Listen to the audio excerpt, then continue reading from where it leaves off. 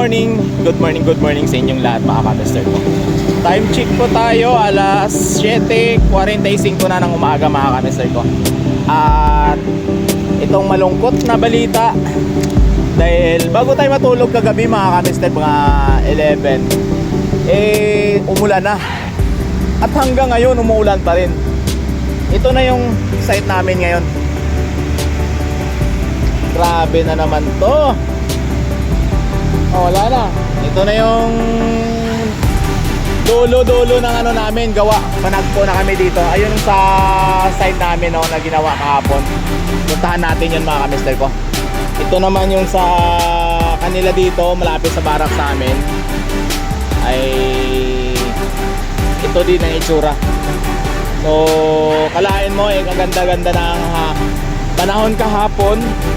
At buti na lang na piso natin yung ating gawa. So ito na yung ito na yung sa amin dito. Ang lakas ng ulan kagabi mga mister ko. At hanggang ngayon umuulan-ulan pa rin. Ang problema may schedule kami mamayang gabi ng buhos. Sana wala ng ulan para at least yung gawa unti-unti mababawasan. Kaya kung napapansin nyo dito mga ka-mister ko, yung gawa po natin mula dun sa El Puyat pasulong papunta rito. Yan. Kaya kahit papaano unti-unti lang ay makakabuhos tayo. Yun ang importante. Kasi ang na to, yung gawa na to mula kasi sa baba, hindi to pwedeng biglaan o mahabaan kasi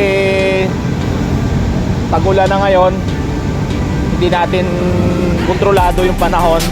Tulad nito ang ganda ng lupa dito kahapon, pero ayan, puno na naman na tubig.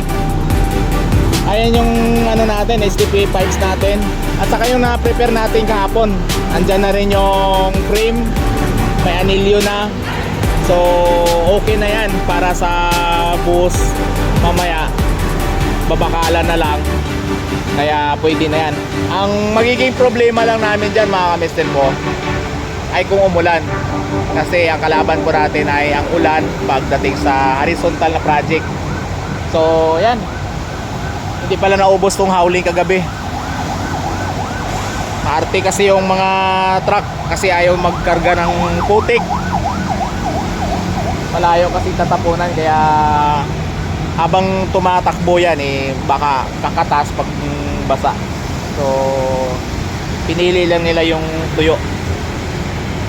Ayan, isang maulan na umaga sa inyong lahat mga kami. Sa kapagkapit na tayo kanina, hindi na tayo nakalabas. Wala akong payong dito sa barracks, kaya hindi tayo nakalabas kanina para makakuha sana sa inyo ng update mas maaga pa, kasi mga 5:33 ay nagising na po tayo.